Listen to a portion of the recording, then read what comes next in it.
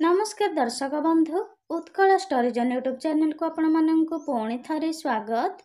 मु नहीं आसी आपण केतोटी रोषे करिवार सहज उपाय वीडियो को प्लीज शेष पर्यंत देखंतु। चलतु देखिबा आज प्रथम टिप्स।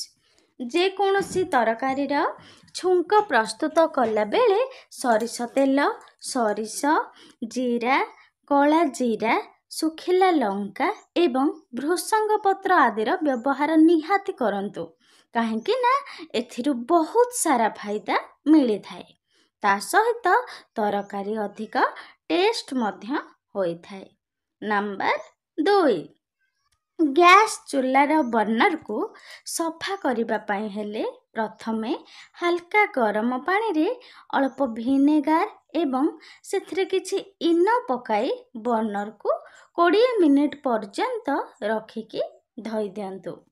देखिबे बर्नर पूरा सफा एवं चकाचक होई जिवो। नंबर 3, आपण सबु बेले प्रेशर कुकर रे रोषेई करंतु। जदि आपण प्रेशर कुकर रे रोषेई करूछंते ताहले रोषेई शीघ्र शेष होई जाए। ता सहित गैस मध्य कम खर्च होई थाए। नेक्स्ट, आपण जे कोनोसी भी रेसिपी किंबा तरकारी रे बेकिंग सोडा व्यवहार करंतु नाही। एहा द्वारा रेसिपी रो टेस्ट खराब होई जाई थाए। ता सहित विटामिन मध्य पूरा नष्ट होई जाए।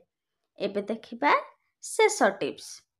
माछ भाजिबा समय रे सेथिरे किछि विनेगार किंबा लेंबू रस मिसाई भाजिबा द्वारा माछ बिल्कुल भी भांगी न थाए। वीडियोटी आपण मानकु किपरि लागिला लाइक, शेयर, कमेंट एवं सब्सक्राइब करने को भूलंतु नहीं। धन्यवाद। जय जगन्नाथ।